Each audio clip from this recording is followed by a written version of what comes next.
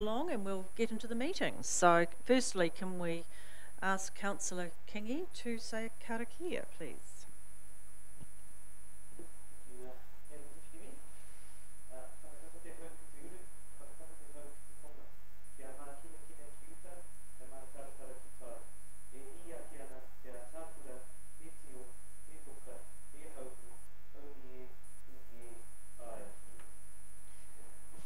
Thank you very much, Councillor Kingy. So, councillors, your microphones are working and in order and ready to go. And the meeting is being recorded. We're on? Great. Apologies. We have an apology from His Worship the Mayor and... Oh, yes, sorry, just Councillor Rankin for lateness. Yes, I was going to... Yeah, she said that, so thanks. Councillor Park, that's good. Mover and seconder for the apologies, please. Mover, thank you. Councillor, thank you. Right, all those in favour? Aye. Aye. Rightio. So, firstly, item 3.1, the confirmation of the minutes of the meeting held on the 27th of November. Any amendments, changes, discussion on those minutes? None? Rightio. Okay, do we have a mover, please? Yep. Seconder? Thank you, Councillor Kingy. And great. Item, all those in favour? Aye, thank you. Rightio. Item 4.1, receipt of the minutes of the ordinary Mangakino Puakani representative group meeting on the 16th of October. Any questions or discussion on those? Mover, please. Thank you, Councillor Truman, and seconded by Councillor Hickling. Thank you very much. All those in favour? Thank you. Carried. Item 4.2, the receipt of the minutes, the ordinary Taupo Airport Authority Committee meeting on the 5th of November 2018. Any questions or discussions on those? All fine with that? Can I have a mover, please? Thank you, Councillor Jolins. And a seconder? Not sure who else was there. Yes. Okay. Thank you, Councillor Hickling. All those in favour? Carried. Item 4.3, the receipt of the minutes of the ordinary Kinloch representative group meeting on the 8th of November 2018. Any questions or discussions on those? Yeah, thank you, Madam Chair. Just in regards of page 24 of the agenda, and Councillor Jolins can probably answer it, a member requested that the repairs to the swale at Bujan Del be put back on the action sheet. Has that been done? And I'm just wondering if the spelling for Mr. Masters is correct.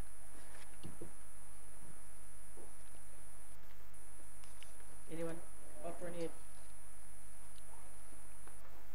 on that? Through the chair, that hasn't been done yet, Councillor Body, but that is a discussion with Bike Taupo, and we're in those discussions at the moment. Thank you. Any further queries? Mover and a seconder, please. Thank you, Councillor Jolins. A seconder. Thank you, Councillor Williamson. All those in favour? Thank you, and that's carried.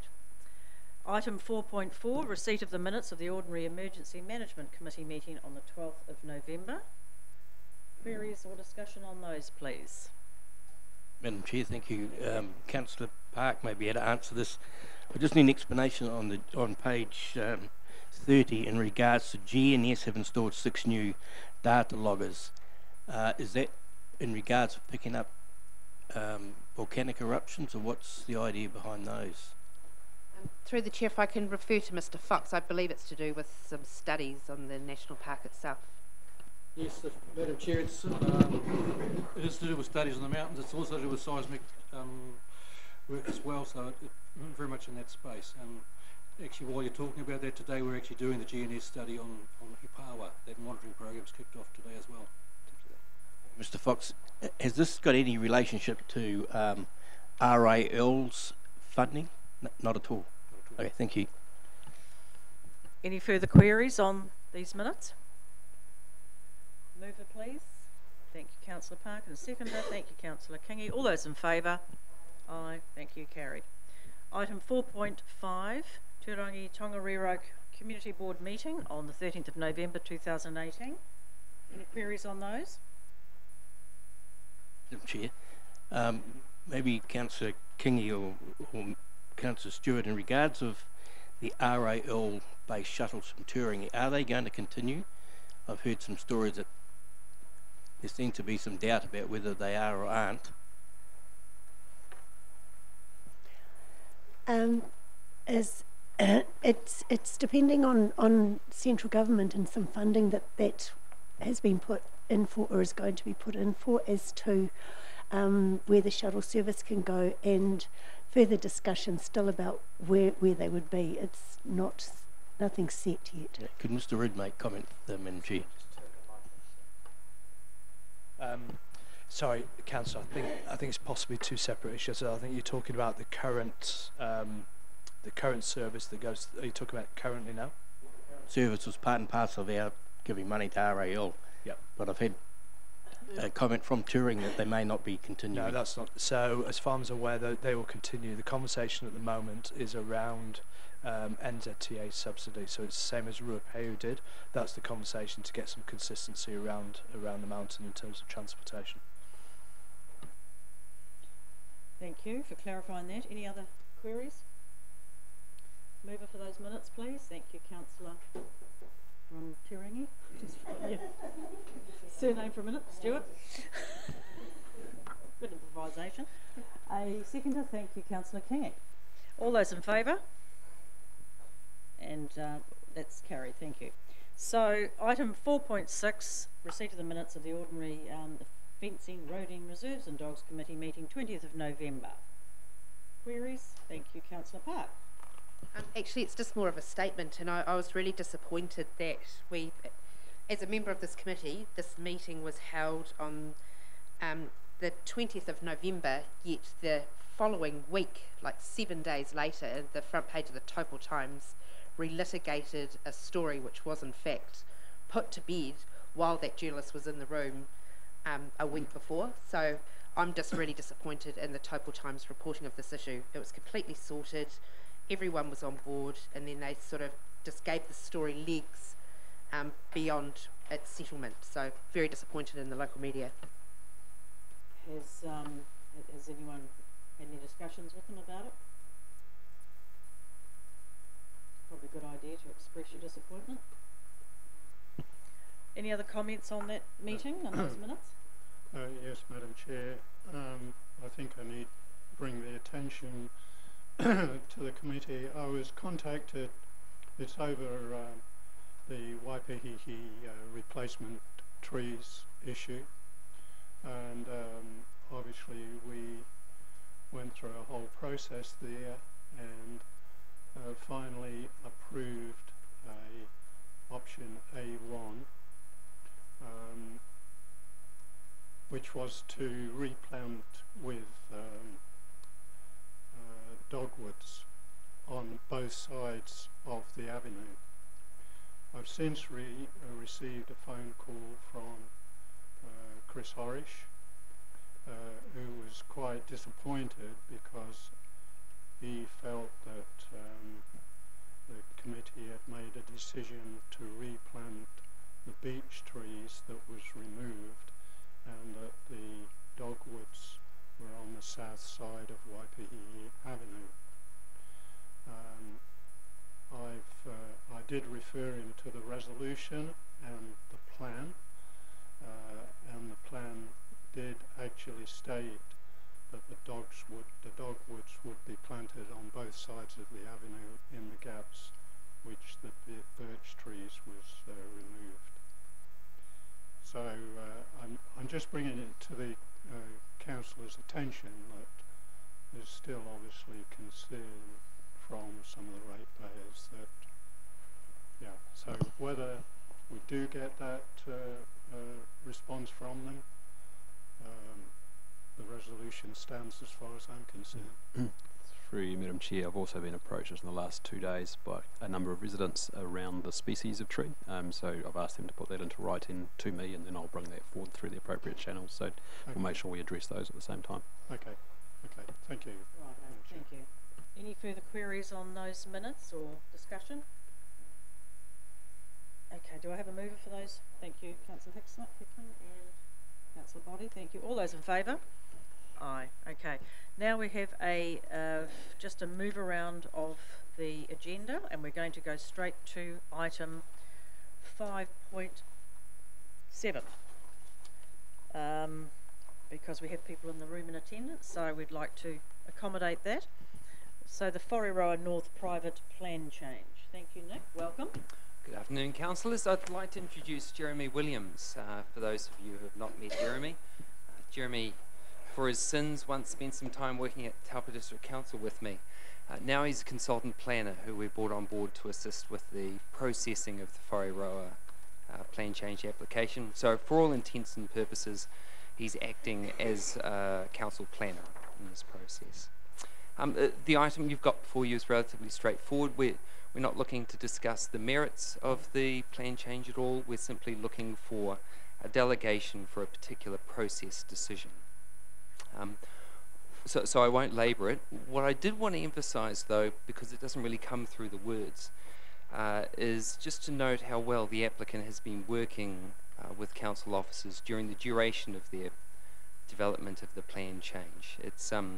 It's always challenging when you're looking to zone more land, and there are obviously a large basket of issues to work through, and they've been working quite constructively with us on those. Right. So are there any discussions related to this item? Any queries or questions on this? Madam Chair. Yes. Body. Through you, Madam Chair, who pays the Commissioner? The applicant pays for the Commissioner. Councillor Stewart? I'd just like to reiterate, I've been part of council with this project for about 16 years, and I just concur with what Nick has just said, that the applicants have always been very willing to work with council, and I look forward to this decision. Any further queries or discussion? Councillor Johns? Just to clarify, because it wasn't clear to me in the paper, are we seeking some independent advice on whether to recommend that we consider a plan change? This isn't a resource consent hearing, correct? But it's Correct. So once the application was lodged, we have the ability to ask for further information if we think it's important to better understand the effects of the proposal. We asked for that information. Some of that was provided, and the applicant has the ability to decline to provide other pieces of information if they don't believe it's necessary. They chose to exercise that right, which they're entitled to do so. So the next decision in the process is, have we got enough information to proceed with consideration of the plan change, to keep it moving along through the process, or do we need to stop it at that stage? And that's essentially the decision. Now, if this continues to progress, there'll ultimately be a hearings panel which will be set up following a submissions process, and then there's a decision on the substantive nature of the plan change.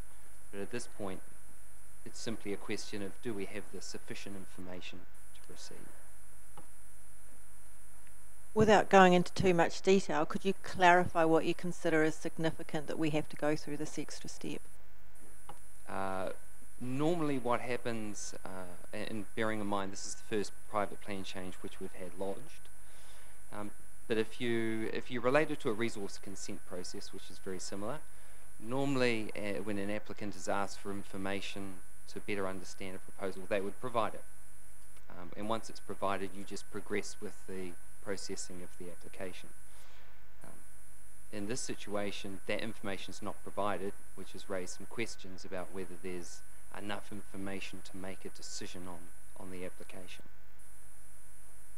So this is completely different circumstances, because the Taupo Bay is a plan change, private plan change too, is it not? No, Taupo Bay was a resource consent process. It's a resource consent process. Correct. Okay. I guess, but, well... What is the difference then? Because to me they feel very similar. They are very similar. So if you take the Taupo Bay application process, they were asked for some further information, If they had refused to provide that, then there was the opportunity for that process to stop at that point. Now, normally, people provide the information that's requested and we just progress through to a hearing process. The difference in this situation is that information's not being provided. So there's a question about whether that's critical or not.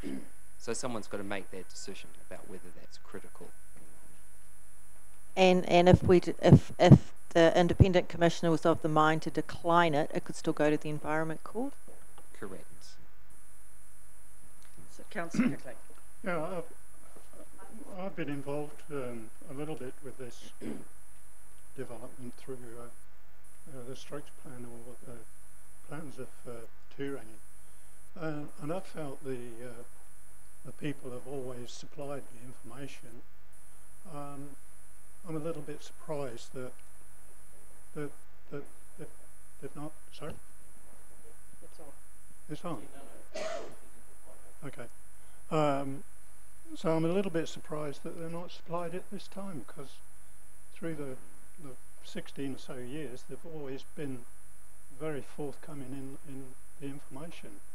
So, you know, is it an important part of the process, that the information, or?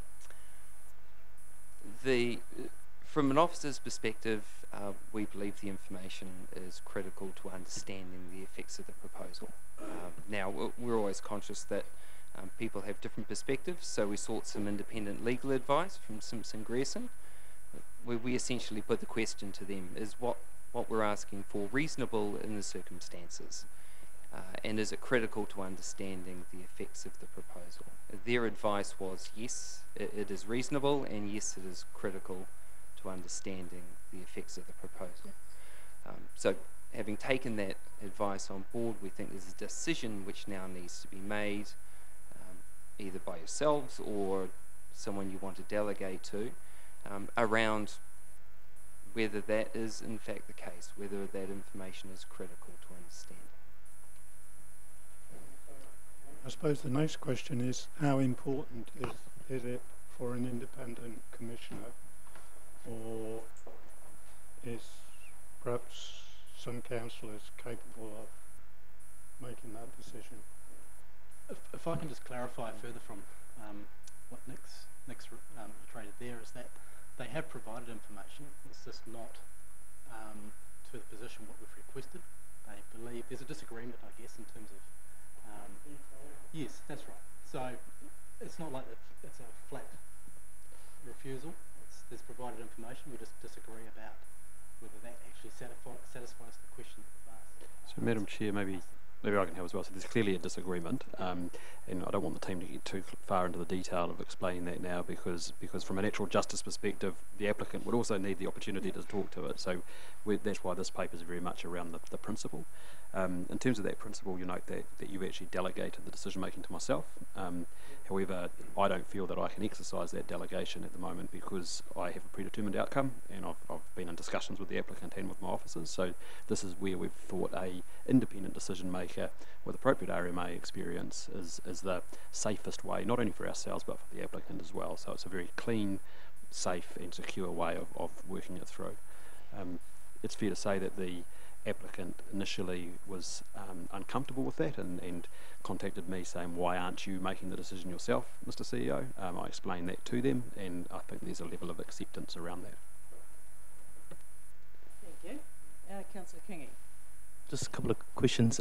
Just picking up on your point there, Gareth. So I guess if we are not able to make that decision, or you're not able to make that decision, and I think Roseanne just clarified that the cost will then be borne by the applicant. Is that fair? If in fact we could have saved the cost by making that decision?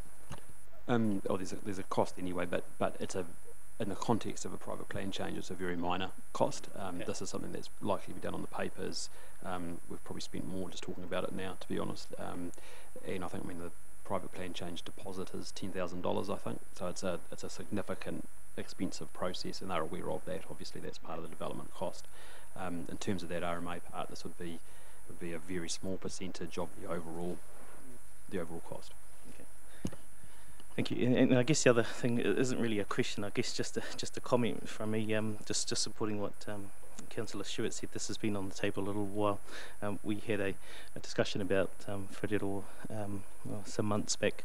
But can I just implore this council that we're screaming out for some development at the southern end. Whiririro has been a long-standing plan. I think the community of Whiririro has spoken in support of this. Generally, the southern settlements are supportive of any sort of development like this, so it seems to me to be a bit of a no-brainer. I understand there's probably a process involved, as been outlined today, but looking at our vision to be the most prosperous and livable district, well, we've got to have some development to do that, so I think we need to support these sorts of things when the community is asking for them, and that's exactly what they're doing today. Thank you, Councillor Kingy. Any further queries, comments? So, we have a recommendation there. Would someone like to move the recommendation? Thank you, Councillor Dollins. Do we have a seconder? Councillor Park. All those in favour? And carried. Thank you. So we're going to move another item around now just to accommodate our visitors. So just see if we can keep things moving. So item 5.5, the licence to occupy the Central Kids Early Education at Kinloch Domain. So we'll bring that forward now.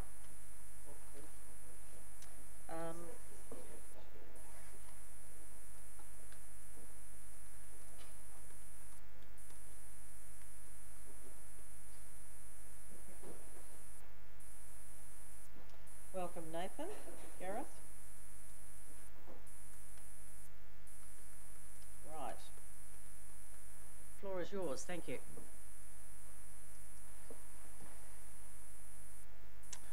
Yeah, thank you and good afternoon. Hopefully I can take most of the report as read. You've already had some information from the representative association this morning.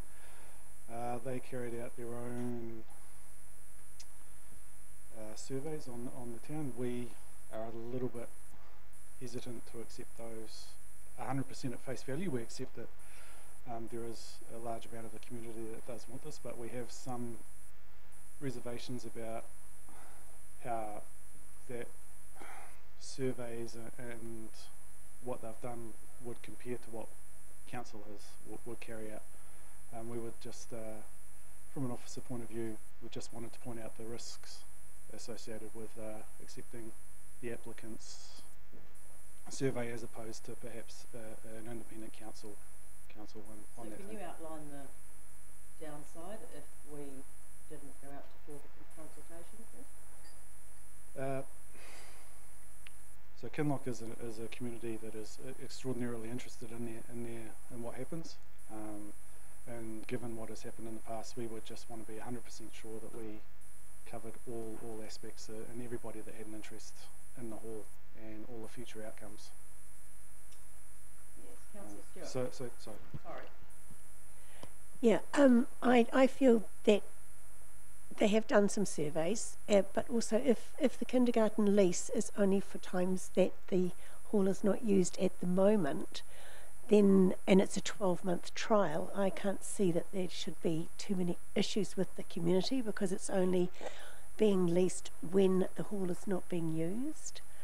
And I do understand that being a new community, when you've got young children out there, one way of a community coming together is the new parents to the area get to know each other through going to things like this and being part of that, and it does help to bring a community together. I think a trial for 12 months, as long as it doesn't impact on anyone that's already got an existing use of the hall, then I can't see an issue. Thank you, Councillor Stewart. Councillor Park?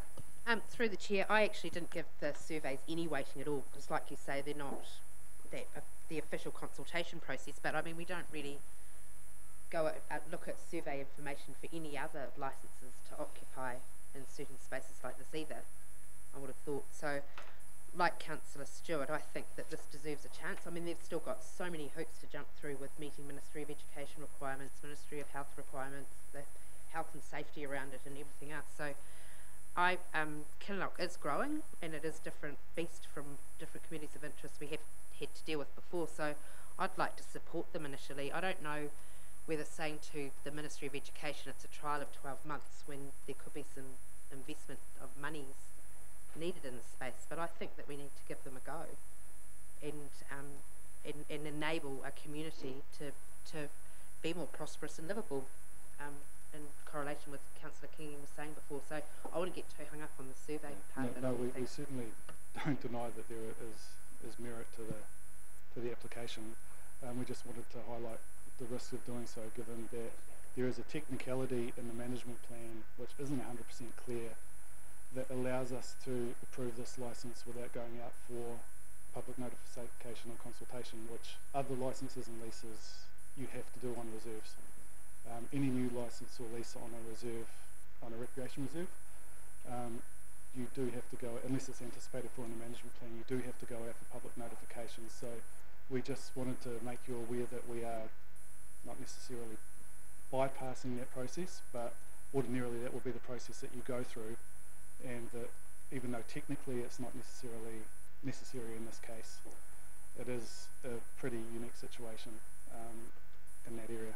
Okay, well, just, sorry, Your Worship, just to add to that then, I mean, this is an educational facility, not a food business or a coffee cart or whatnot, so I think it certainly has more weight. I understand that, but I've made my position. So going out for further consultation, what sort of time frame would that mean? We would have to go under the LGA recommendation. It is broadly similar to the Reserves Act, which means that you would notify it for a month and then take into account submissions, and then you would make a decision based on any submissions that we receive. Madam Chair, sorry. John? Little John a bit.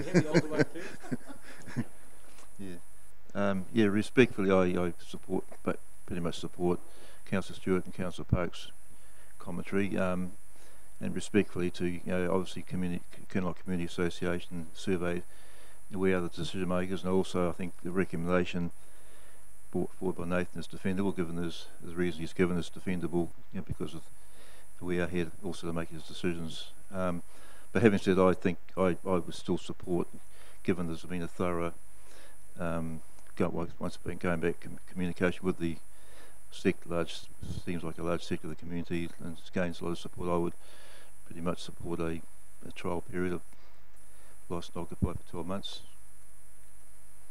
Without consultation?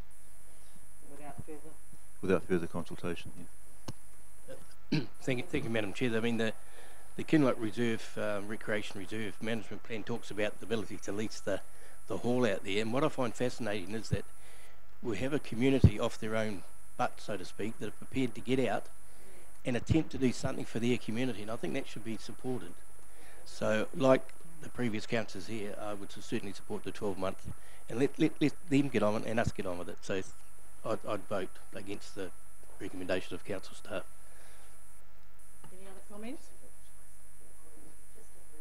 Okay, so what do we... We'll move option 2. Move option 2. Option 2? We'll put some wording on the resolution up here for you to look at.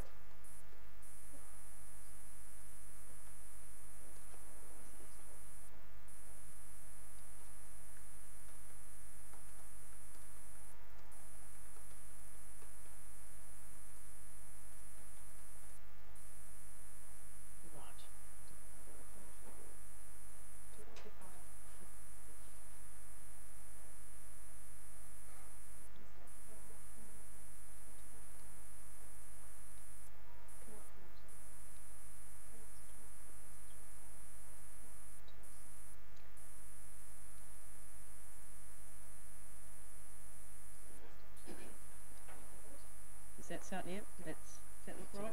Everyone? Okay, do we have a mover for that recommendation? I'll move it. Thank you, Councillor Hickling and Councillor Park. All those in favour? Aye. And that's carried. Thank you.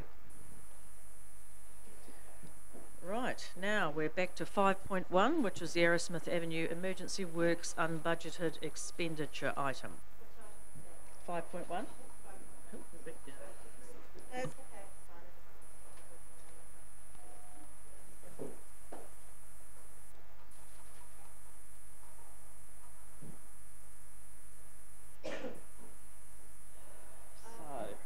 are we? Page 53. 53, right. Welcome. Hi, Kevin. Hi, gentlemen. How are you? Good afternoon. Very good. So you got, you're all obviously very aware of the Aerosmith event of 11 August this year. We have water main breaks every so often, but this event obviously caused a lot bigger impact than normal, and so we're seeking $278,000 unbudgeted to cover this cost. Kevin was the project manager for the response of the event, so I've got him here for any tricky technical questions, on the ground type questions you might have. There may be a few. So I'll take the item as read and any questions. I'd just like to personally congratulate Kevin on the excellent communication and updates, and that was the best I've seen, and not that anyone is not that good. However, it was absolutely superb, so thank you for that. Any other comments? Just make a comment. I feel very sorry for the waterman involved. Have you seen the spilling? Where? No. Oh, the water. He must be. Yeah. Could I just ask the question in regards of council would normally look to absorb, where possible, any unplanned and hence unbudgeted work of this nature within its annual budgets by reprioritising other planned work. So there's nowhere that money can come from to delay other work that's planned. How does that actually work? Or do we not have a separate budget for those unknown contingencies? I know that we can't cover it with insurance, but what would we normally do? It's the scale of the event really, which is meaning we need to come unbudgeted. Often we have a water main break might cost $5,000 to $10,000 if it's a significant one. This is obviously something out of the ordinary, so we certainly can't absorb this level of cost. Yep. Thank you. So it's to do with the size of the event rather than, okay, thank you. And the repairs, I suppose, to the properties and all that sort of thing. Yeah, the actual water main break itself was a relatively small portion of this. It was actually the stabilising of the gully head and the roadway, the reinstatement of the stormwater pipework, and then all the downstream gully works on the private property to reinstate that. That was by and far the largest portion of this amount of money. Councillor Park? Yeah, I'm going to stay out of this one because it's my street, so I probably have a conflict of interest. But I just wish that the Waipa Civic Construction, who did the neighbouring project, finished to the level that this project was finished. Everything's perfect, the replanting of the berms, everything, whereas Waipa have left quite a bit of a mess. Well done. I think I probably just need to add that I was hoping that this would be the end of it, but unfortunately we've just had an issue raised just this last week from the property owners at the bottom of the gully on Boundary Road that are still not totally happy with the work that's been done there. So we're looking at other options at the moment, and it's been too short notice to be able to come up with a solution and a cost for that. But unfortunately, it's sorry. What's the problem? Basically, what's happening is because of the washout, all the gully has obviously been washed out, and all the leaf litter and everything else that have built up over there over many years that helped hold the stormwater back and soak it away, all that's gone, and so the water that's now coming down the valley from heavy downpours is effectively travelling relatively quickly through the gully, even though we've got silt fences in there and put planting in there to try and hold it back, and so it's creating a heavy rainfall, a bit like a stream down the side of the two properties on Boundary Road, and we've created a bit of a swale drain there to direct it into the side of the road to the stormwater there. But the people are not, the property owners are not happy. They're saying they've basically got a river beside their property whenever it rains.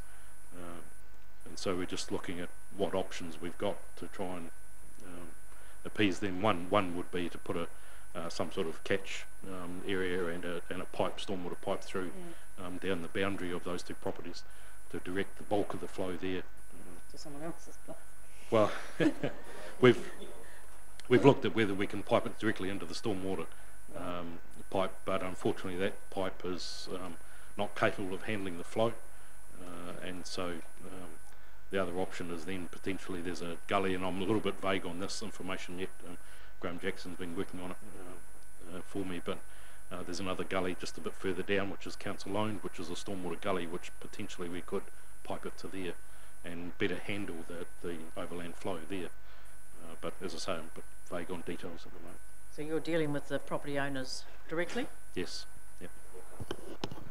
We'll come back to you with that one in due course. This has only just come in, it was late last week, wasn't it? Yeah, late last week. So we don't have those answers, so we'll have to come back to you in the future.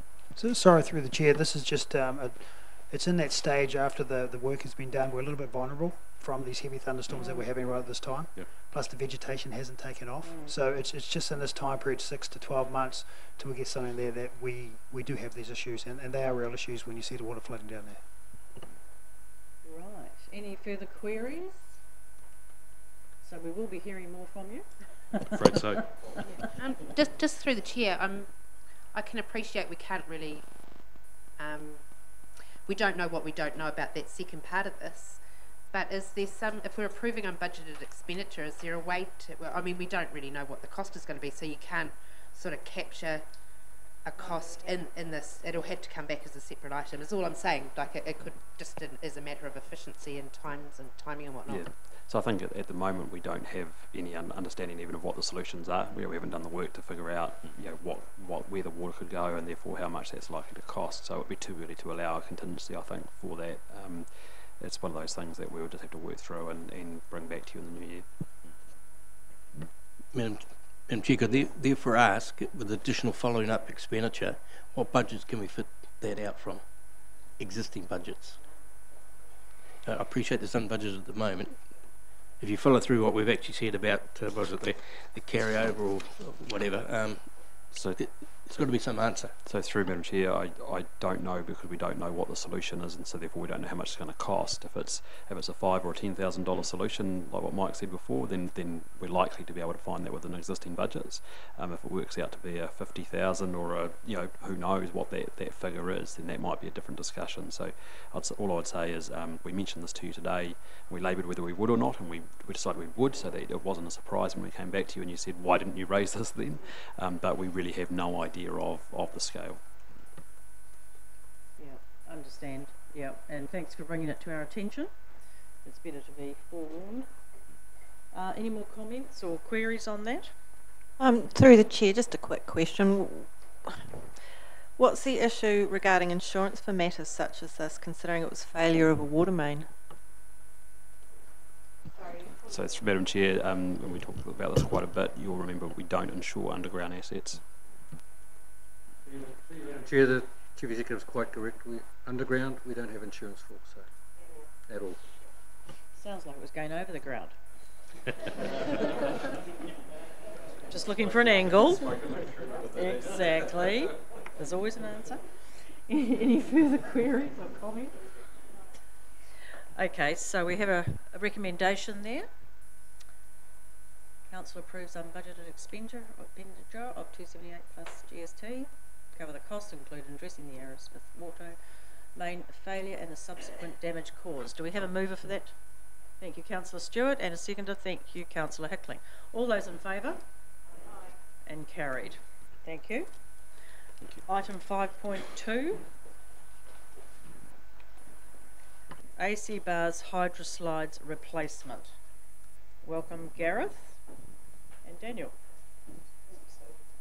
Good afternoon again. Good. Yay. Did we mention that? Thanks, gentlemen. The floor is yours, just to give us your thoughts. So the hydroslides of the AC bars are in need of replacement, and a few health and safety issues related to that. Council went out to tender, got two tenders back, one conforming, one non-conforming. In this specialist work, it's we didn't anticipate getting a large amount of tenders. There's very few people that can do this stuff. New Wave came in with a conforming tender at $643,000, and council recommends that we award that tender to them, plus the additions of some tagged items and contingencies of $112,000. So the total cost of the project will be $755,000. I'll take any questions. The budget was $1,060,000. Yes, sorry, I made a huge saving. Yeah.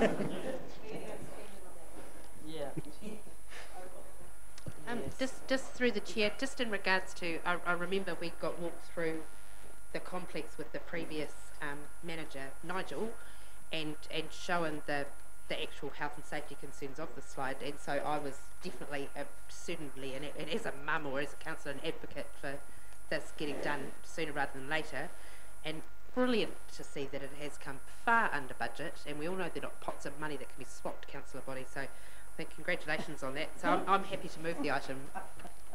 Any further comments or queries? Nothing for you? Just a quick question. Timings, please. So because of the tight time frames, we are aiming to have this project completed by end of financial year, so 30 June. Good. Councillor Hickling? I just read in the document that we're only placing like with like. Correct. We didn't look at sort of any minor improvements to make it a little bit different, or...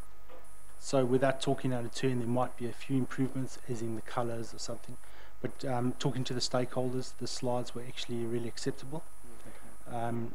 And because of our tight time frames, should we have chosen to change the designs, we wouldn't have been able to achieve the time frame.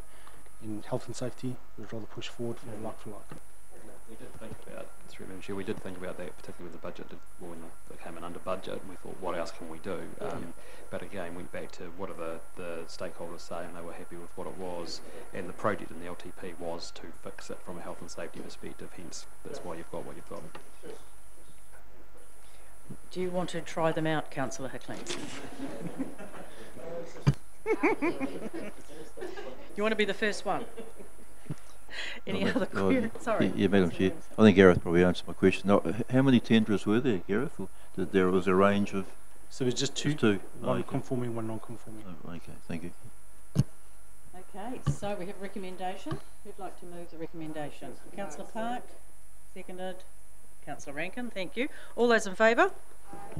Carried. Didn't say against, forget that bit. Okay. Item 5.3. Sorry, Chair. Enterprise Resource Planning Software Services Contract. This is really exciting because normally I sit here and then sit down and stand up again because I don't have a lot to talk about. But I just introduced Tracy May. I don't know if some of you would be aware of Tracy. She's one of my key senior managers and heavily involved in this project. Just to give you some context, so during the long-term plan process, we did highlight some of the issues we currently have with our legacy IT system, which is about 30 years old now. The roadmap for that system did not allow us to grow. The architecture is fairly old, and if in order to move forward in terms of how we transform as an organisation, this is one of those key projects. Normally we're really good, we'd plan this well and we'd get a good budget, but we put 1.5 million in the long-term plan. As we've gone through and sort of finalised it, it's come out in the figure that's here. Now, what we are proposing is that we've got enough money to actually kick this project off, but it's really a multi-year project. It's going to go into this financial year if we get sign off today, the following financial year, and a bit of the following as well. So there's a bit of a spread in this. Now, some of the timing is around, we do have some issues with our current software and legislative compliance, particularly around the Holidays Act. Now, we can invest in the current system, but it's sort of, with respect, dead money in some ways, because if you're going to move, you sort of might as well just make the move. So I'll take any questions. Do I need to add anything, Tracy? No, if take any questions you've got. Just very quick, what cost centre was it under, Mr. Rudd, in the long-term plan? it would have been a capital item. Under what? What's your Business improvement. Business improvement. Well, what I'm trying to find in the long-term plan. What sector? Yeah. Without looking at it, I'd have to have a quick shifting. Well, community facilities or? No. Right. It's Tina might be able to help. We'll find it. Yeah. So it was over 3 years, so it's 500, 500, 500. So I would just like to ask, what other investigations have you done with other providers? You know, that's a substantial amount. So have you looked at every possible avenue? Are there other providers that you could be using? So we went out for an expression of interest to the industry. We got 7, which was then based on a scope of work, which was then brought down to 2 final, which we went through quite an exhaustive demonstration process with both those companies, and this is the chosen provider. So we went through quite a hefty procurement process with this. So I see there are 22 New Zealand councils who are using this technology. What about the other councils? Are there other? So they're global organisation. Oh, sorry, other councils. What? Sorry. There's 22 here, so there's a lot of councils that don't use it. Yep. I'm just trying to establish. Okay, so there'll be a mixed bag of what people use. So this outfit are global. They operate globally. There's a number of different software solutions out there. One being our current provider. There's 4 main ones, and some councils still use spreadsheets. So that's right. Probably 4 or 5 different options. I guess what you've got to understand is this runs the organisation. This stuff, so it's incredibly important actually to generate income, revenue, and to manage our organisation. So just so that councillors are aware, this thing, it obviously runs everything from payroll, so it pays staff and yourselves. It's all of our debtors, and so it pays all of our bills. It's our rates, so the collection of rates. It's the regulatory database, so being able to do resource consents, building consents, limbs, all that other stuff that you have to do from a service perspective.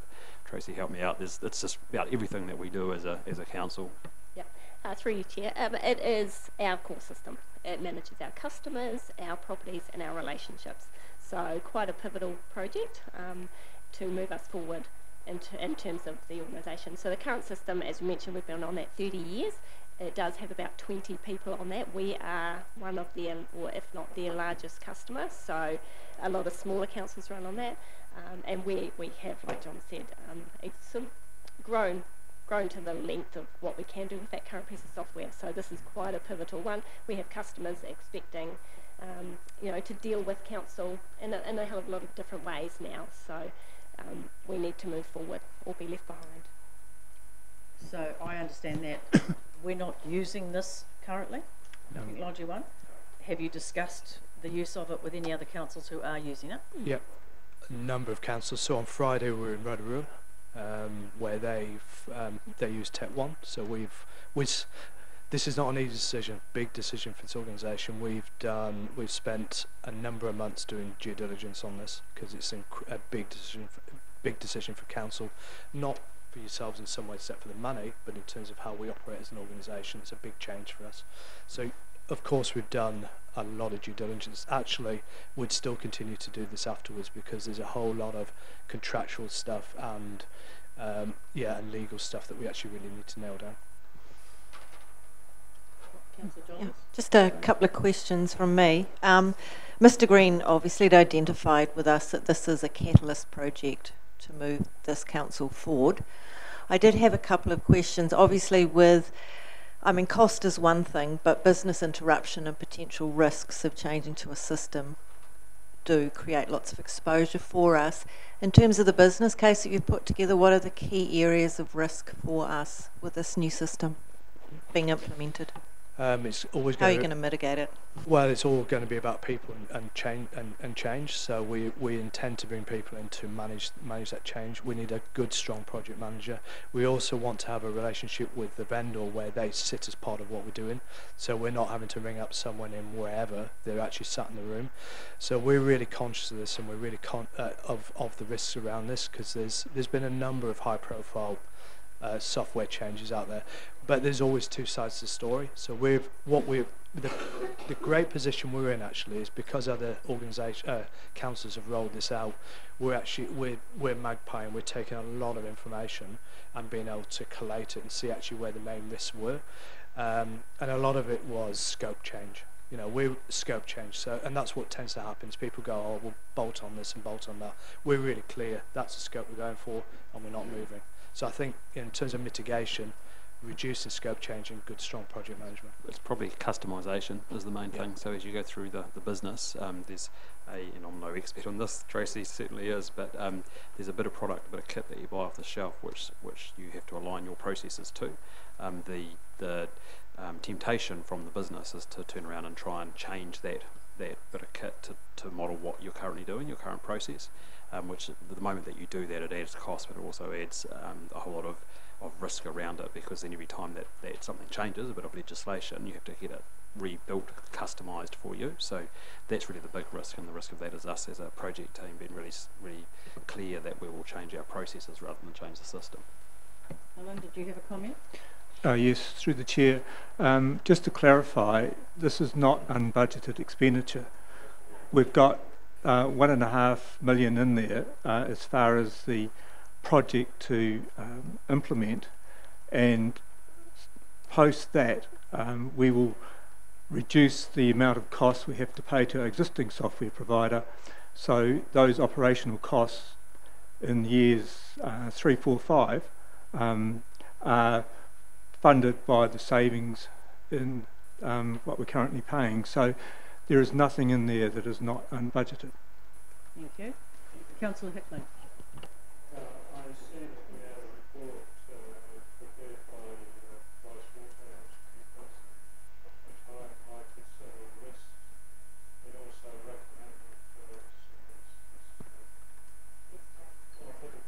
Sorry.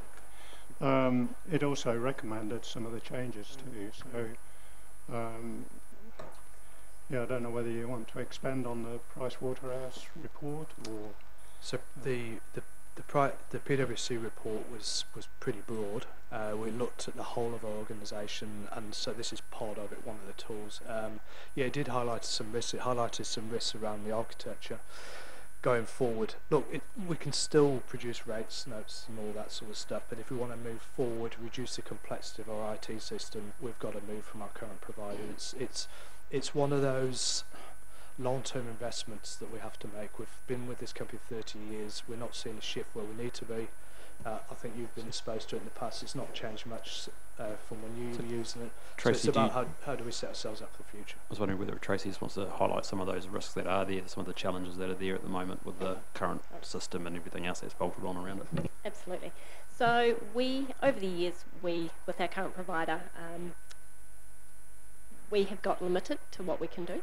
So, and when we talk about the complexity of our environment, a lot of things have been bolted on the side of it to make the system functional, and that's really difficult from an IT perspective to manage going into the future. We had identified through the What Does Great Look Like project, which was what PwC was involved in, that we have aspirations as an organisation, and as our customers do of us, to be more open, to have more online transactions, a lot of those types of things. And so in order to do that, we have to move platforms. So we have a very complex IT network. We also have a lot of manual processes, so people are manually intervening with things that on a modern platform should just happen. So there's quite a substantial amount of challenges and risks around that if we wanted to move into the future. Yes, Councillor Park. Just through the chair, I'm fully appreciative of the fact that it's unbudgeted, and we like these ones, don't we, Councillor Body? But just on a more serious note, I just wonder if we've got so much going on at the moment, like huge amounts, and then unexpected things like Waiora House and where that may go. So I'm just wondering if perhaps after we've all had a nice little break and just sort of take stock of where we're at, if we just may need to look at where we're at. I just wonder, I'm just worried about some potential risk around not being able to meet some projects, and not just because of how busy everyone is within the organisation, but also our contractors and suppliers and all those other outside partners and stakeholders that we rely on. Like I think we are trying to be prosperous and livable and do it as soon as we can. But do we perhaps just need to slow down a little bit so that we don't trip ourselves over? Because everyone's doing such a great job, but to continue to do a great job and keep everyone's heads in the right space, do we perhaps just need to just slow things down a little bit, and maybe something needs to get bumped out or a little bit, or I'm not sure, and I'm not trying to get into the operational side of things. I'm just, as governance, cautious of how good everything is, but I just wonder if we've tried to juggle too many balls. So through the chair, I think very timely conversation to have, and it's something that as a leadership team we were just talking about this morning as an example, and our intention is to come back for further conversations in the new year around what projects we've got outstanding, what we can likely achieve, and then what we should be doing, because I think you're right that we are at a point, both as an organisation but also as a community, that we are struggling to achieve the projects that we've set to achieve, and I've been clear with you on that, right from the start, when you remember it was like a broken record through the LTP, me saying you're not going to be able to do it, you're not going to be able to do it. So we do want to have that conversation. In terms of this project, I would say this one is not one that I'd want to put into that basket in terms of potential delay, and I say that because this is an enabling project to enable those other things to happen. So the sooner we can do this, it makes us more able to achieve that list of projects that we've got. Yeah, I mean, just to further on from Councillor Park's comments, though, we need to acknowledge and understand that this project will put immense pressure on the organisation as the change happens. So understand it's a catalyst project, it's an enabler, it will make the ship go faster, completely get that. But let's remember, when we're looking at everything else in the mix, how we work that through. Yes, Councillor Hickman. Just didn't quite catch Alan's comments. I think you said that it is in our long-term plan, it is all budgeted for. Did I hear you correctly? Yeah, correct, because in years 3 to 5, it's in the operational cost of running our existing software system. Instead of funding that system, we will be funding this system. Yeah, okay. So it's budgeted for in the next 5 years. Okay, thank you. Yep. This is technology. I need to ask a really basic question. Will people still be able to go to the counter to pay their rates? They won't be expected to do it over the internet or something. But it's not a silly question. It's great. It's actually a fantastic question. Actually, in terms of take-up, in terms of direct debit, I mean, it's an interesting bit of... Yeah, we did a survey on the November rates payments, and by electronic means, and this is a mixture of people having regular direct debits through the year, automatic payments, internet payments, 91.7% of the rates paid in November were paid electronically. But you can still pay by cheque, Maggie. You can still pay by cheque. Ask Maggie, she's got a cheque book. Yes, Councillor Body. Madam Chair, I'm not sure whether Mr. Ridd or Mr. Manhannant, we talked about 1.5 being allowed for this. In the first 3 years, we've got 3 million under the technology and software projects, so that's half of that. In the next 2 years after that, 4 and 5, one's 213, one's 109. Thinking along the same way as Councillor Park, is there anything in that technology budget that can be sidelined to fully put this under, still go ahead with this, but have it fully funded, what we've got in the budget at the moment? So what I would say is I can't really, I'll answer in a roundabout way, is by default we're going to be putting a stop on a lot of, this is going to be our priority if we go ahead with this. And so as by default the team will be taken up by this. So some of those projects that we perhaps were going to do will be put on the back burner, but I'm not going to quantify what that is. No, that's fair comment, Mr. Ridd. So effectively, we're not going to be asking for unbudgeted money, we're not going to be asking for the budget to be increased, it's all there within that long-term plan budgeting. Do you want to make a comment? Yes, I'm not sure what you were referring to as far as those numbers, whether that was just CapEx, but in the operational budgets, There are significant amounts set aside for the software systems that we use. Through you, Madam Chair, it was all CapEx. Yeah, no, not when I was renewals. referring to years 3, 4, 5, I was talking about operational expenditure. Okay, thank you. Sorry, Councillor. Thank you, Chair. Just a random question, I couldn't see it in the report. Is this the system that will handle the service requests? So Joe Public calling up? So all the activity we carry out as an organisation is run through the system, so the answer is yes. Because as a regular user of the service request system, for good purposes, I have always been interested in its ability to feed back to me as a contributor. So I say, hey, this is out, this is not working, that's flooding. But unless I engage our team, so this is what that system will do? Yeah, some subtleties around this. It's mobile first and it's cloud based. So all the stuff that we normally use, Facebook, it's you're in that environment. We're not in that environment at the moment. I mean, on a practical level, if we're out doing things and a purchase order comes through, I can't approve it on my phone. It's basic stuff these days. So that's the level we're at. So it's about, when you're out in the field, those efficiencies that we can't see at the moment will begin to be realised. But like I say, this is a fairly long-term project. In the size of it, this one is a key part to get us to the future there. Madam Chair? Yes, Councillor.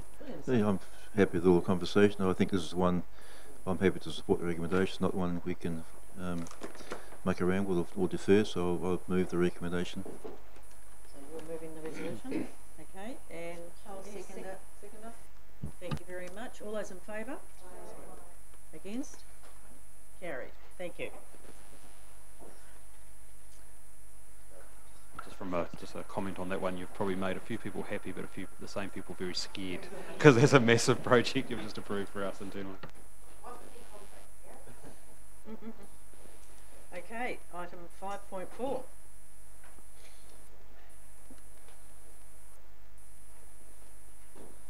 Traffic control devices at Kinloch Road. And where's Dina? It's my support person.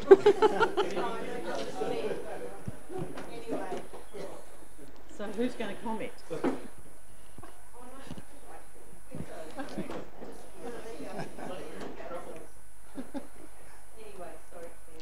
Good afternoon, everybody, again.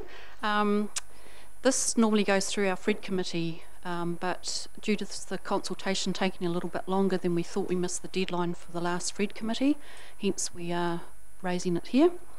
The issues were raised by the Kinloch community around parking issues, particularly during summer and around the Kinloch store, and also the road safety around that area as well. So the recommendations are to look at some no broken yellow lines on Kinloch Road and some parking restrictions outside the Kinloch store at Tipsy Trout. One of the things that which is the reason why Nigel's sitting next to me, is that potentially the enforcement side of it will probably be more likely to be self-enforcing. But Nigel can probably comment on that a little bit. Yeah, thanks. I really just wanted to say I guess it's important to manage community expectations here, because of course as soon as the signs go up, then people will expect that's going to be enforced. Now we've got some resourcing challenges in the compliance team and some practical difficulties in getting people out there to do the enforcement. So I guess there's two possibilities. One is getting one of our compliance officer parking people out there every now and then, but what are the chances that you're going to come across non-compliance? The other one is being reactive.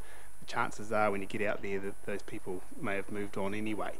So it's really just to, I guess, bring to your attention that there may be some expectations created in the community, and so we'll just need to manage those and explain that practically it has some challenges for us. Okay, any questions? Yes, Councillor Park. Okay, this might be a bit tongue-in-cheek, but with the new IT system, can you not link the meter eyes to the IT system, who then take the VIN number of the car and then automatically mail tickets to people?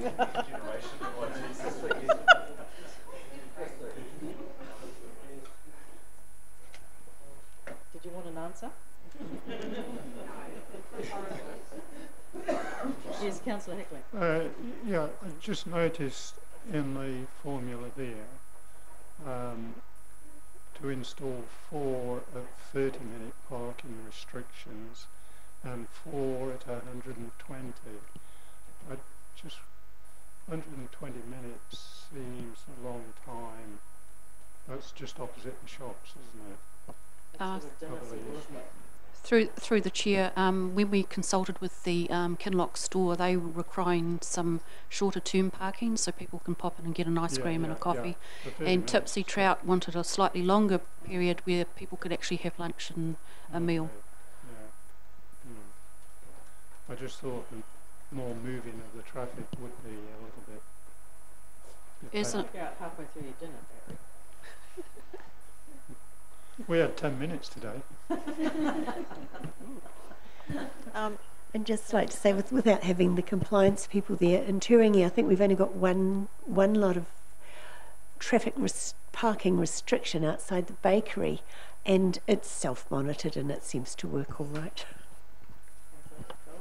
Just through the chair, just a suggestion in terms of enforcement. The key periods are the Christmas and the holiday period. So if you wanted to get someone out there issuing tickets over that period to give it some teeth, that would be the time to do it. It's possibly a little bit tongue-in-cheek as well. Possibly if they're sending a staff member out, they could check there's no dogs walking on beaches as well. Exactly. Excellent. Good point. Any other requirements? Any other suggestions? So we have a recommendation. Would someone like to move the recommendation? I'll move it. Thank you, Councillor John, seconded by Councillor Body. All those in favour? Carried. Okay, so we're now on to item 5.6. Adoption of Hearings Commissioner's recommendations, plan change 34 flood hazard.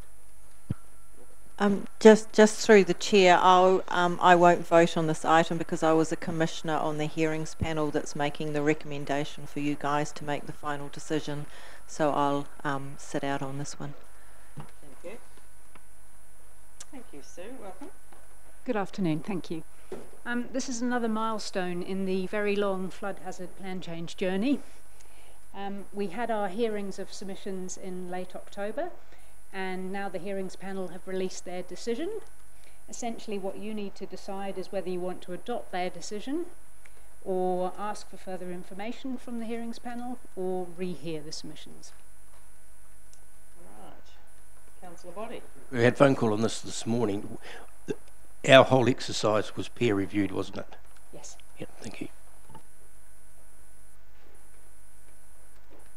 Any other queries? No? Oh, no, it's really, no, it's not a query, sorry, Madam Chair.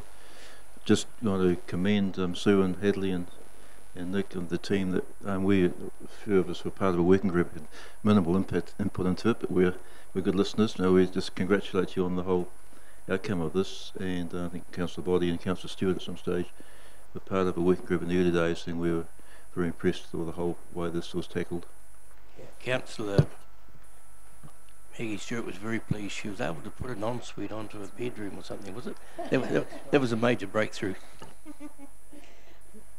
Any other comments? Queries? Do we have a mover for the item? I'm happy to move, Councillor Harvey. I also just want to commend all the work that was done on this, and it's been happening for a long time, and I think that when you think about, I mean, not so much us with climate change, but when you look at what's happening around different parts of the country with insurance premiums and different flooding zones and whatnot, that we're probably in a well-placed position having this piece of work done now. Thank you, Councillor Park, and seconded by Councillor Williamson. All those in favour? Aye. Against? Carried. Thank you, Sue. Thank you for all your hard work.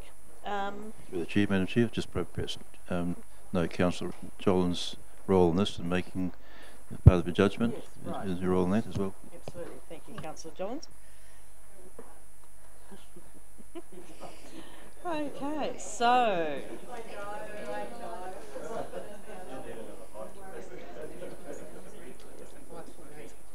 yes. So item 5.8 has been withdrawn. Any comments on that, Mr. CEO? No, essentially it's been resolved, and under my delegation it's been resolved.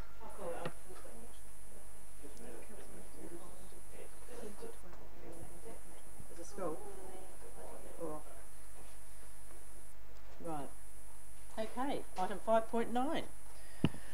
Council engagements. Welcome, Tina. Into the next year. Into the next year, and busy. Oh.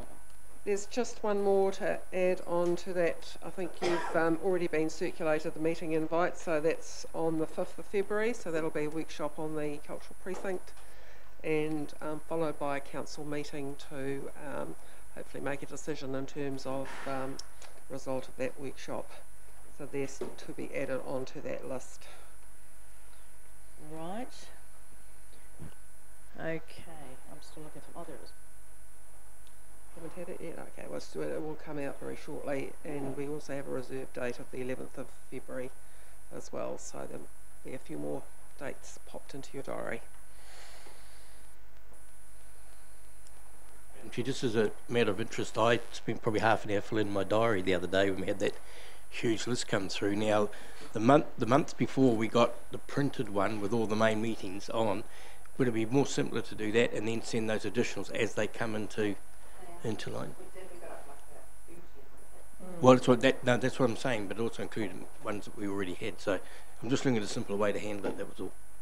You don't want them there 3 times.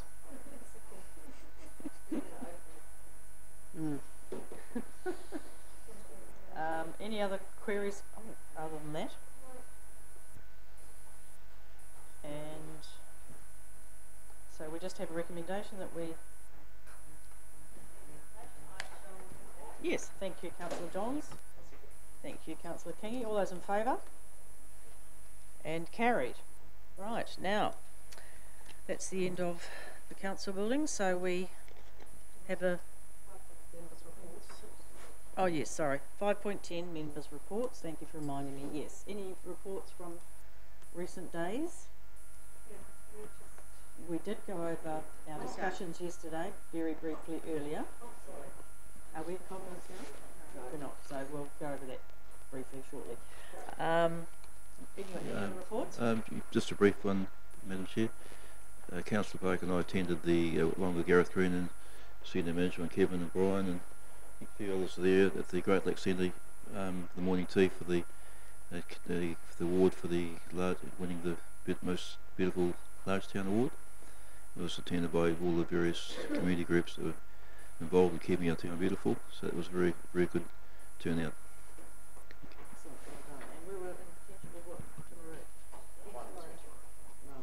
I saw someone from Timaru the other day and they weren't happy. Councillor Truman. Yep, just to report that we had our Christmas parade on the weekend and it was beautiful weather. Good. Really successful day.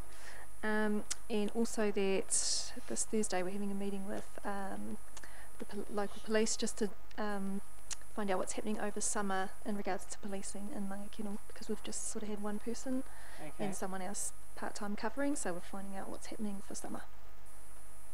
Okay, thank you. Councillor Hickley? Kirsty forgot to say that during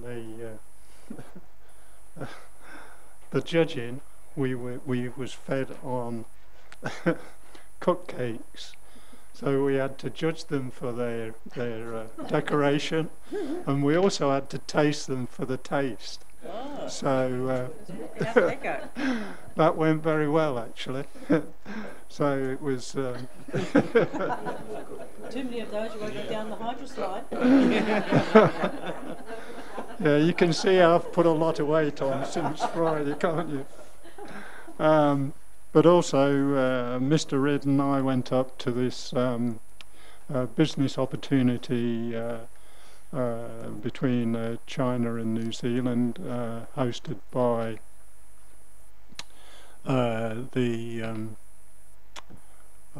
the Vice Consul General, Mrs. Xu.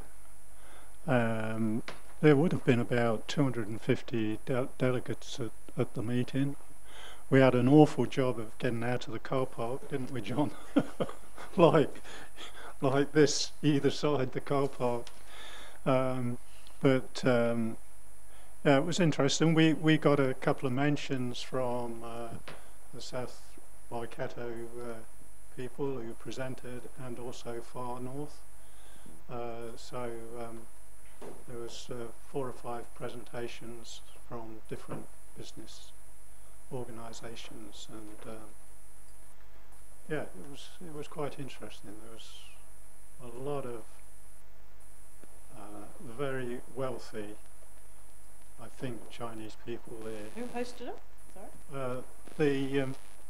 The Consul General. Right. Yeah. Yeah, the cars showed there was a lot of wealth there. So, excellent. Yeah. When was it? Oh, last